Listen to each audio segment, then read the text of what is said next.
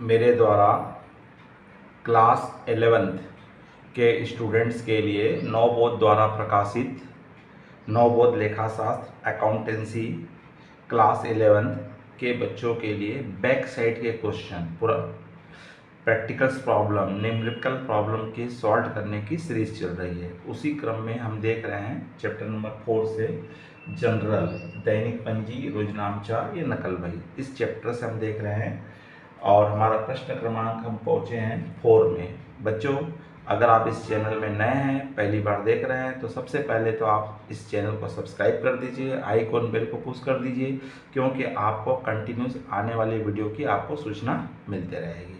चलिए बच्चों, देखते हैं प्रश्न क्रमांक 4 में हमको जनरल बनाने बोला है, किस प्रकार से जनरल एंट्रीज पास करेंगे। तो बच्चों देखते हैं, प्रश्न हमारा है, आपका प्रश्न कह रहा है कि निम्नलिखित व्यवहारों को संदीप की जनरल में लिखिए। Record the following transaction in the Sandeep general. 2016 को बोलता है, जनवरी 1 को बोल रहा है started business with cash, 1 lakh से व्यापार प्रारंभ किया है। फर्नीचर नगद खरीदा है, माल खरीदा, माल बेचा और किराया दिया। बहुत सिंपल क्वेश्चन है।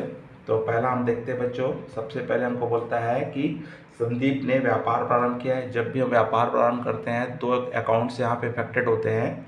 एक होता है हमारा कैश और दूसरा स्वामी के द्वारा लगाई गई धनराशि अर्थात कैपिटल। तो यहाँ पे हमारा आ जाएगा कैश अकाउंट, हमारे पास बिजनेस में इन हो रहा है, तो कैश अकाउंट क्या हो जाएगा, DR हो जाएगा और टू कैपिटल हो जाएगा, क्योंकि स्वामी के द्वारा लगाए गए धन को हम क्या कहते हैं, कैपिटल लगते हैं। और हम स्टार्टिंग में लिख सकते हैं बीइंग बिजनेस स्टार्टेड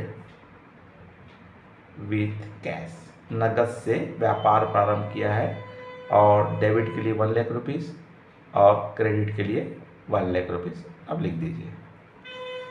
सेकंड में हमको बोल रहा है यहाँ पे 7 तारीख को बोलता है फर्नीचर नगद खरीदा। तो बिजनेस में क्या आ रहा है बच्चों, फर्नीचर आ रहा है, तो फर्नीचर आ रहा है तो फर्नीचर डेबिट हो जाएगा।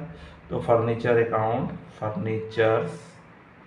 अकाउंट्स डेबिट हो जाएगा। और 2 आपके पास से क्या जाएगा, पैसा जाएगा बिजनेस से, तो जाने वाले को क्रेडिट करते हैं। तो incoming is a debited, out going is a credited. तो इसने क्या किया है, ब्रॉड फर्नीचर्स फॉर कैश। तो फर्नीचर कैश करेंगे हम यहाँ पे, तो कितने का है, 20,000 रुपीज़ है, तो 20,000 आ जाएगा।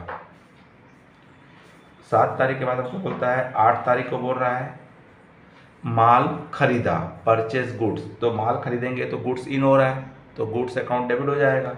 तो यहाँ पे क्या हो जाएगा, गुड्स खरीदे गए गुड्स को हम क्या बोलते हैं, परचेज बोलते हैं। तो परचेज अकाउंट डेबिट हो जाएगा, परचेज अकाउंट डेबिट। और आपके पास से क्या जा रहा है, कैश जा रहा है, टू कैश अकाउंट। तो यहाँ पे कितना लगाया है इसने, कितने का गुड्स खरीदा, 10,000 का, तो 10,000 और 10,000 डेबिट और क्रेडिट में।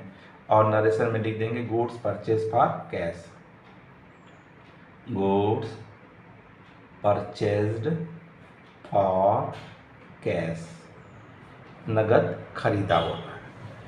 उसके पश्चात हमारा 8 तारीख के बाद आ रहा है 10 तारीख आ रहा है।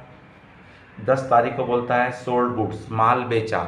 जब माल बेचेंगे तो क्या आएगा, कैश आएगा, तो कैश अकाउंट क्या हो जाएगा बच्चों, डेबिट हो जाएगा। और आपके पास से क्या जा रहा है, गुड्स जा रहा है, तो 2 क्या हो जाएगा, सेल्स अकाउंट। जाने वाले बेचे जाने वाले गुड्स को अपन क्या बोलते हैं, सेल्स अकाउंट बोलते हैं। और यहाँ लिख देंगे गुड्स सोल्ड फॉर कैश। जब आपको नाम नहीं दिया है और कैश का भी उपयोग नहीं किया है तो ट्रांजैक्शन कैश ही माना जाता है, 2,000 रुपीज़।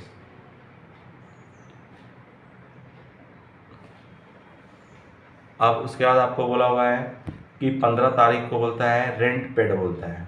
तो रेंट पेड करना हमारे लॉस है और रेंट हमारे लिए क्या है, नॉमिनल अकाउंट है। तो नॉमिनल अकाउंट हमेशा क्या होता है, डेबिट होता है।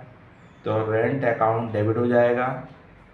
और रेंट के रूप में आपके पास से बिजनेस से क्या जा रहा है, कैश जा रहा है, और जाने वाले कैश को क्या करते हैं, क्रेडिट करते हैं। तो rent account DR to cash, यहाँ लिखेंगे पेड टू रेंट,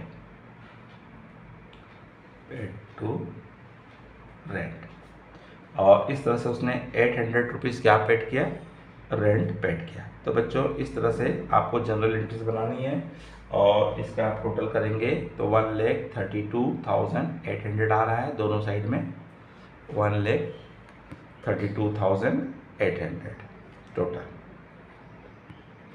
तो इस तरह से बच्चों ये आपका प्रॉब्लम सॉल्व होगा। अगर बच्चों ये प्रॉब्लम समझ में आया होगा या तो जो अवश्य लाइक कीजिए, कमेंट्स बॉक्स में जाकर अपनी राय दीजिए और अपने दोस्त भाइयों को अधिक से अधिक शेयर कीजिए। नमस्कार, जय हिंद, जय भारत।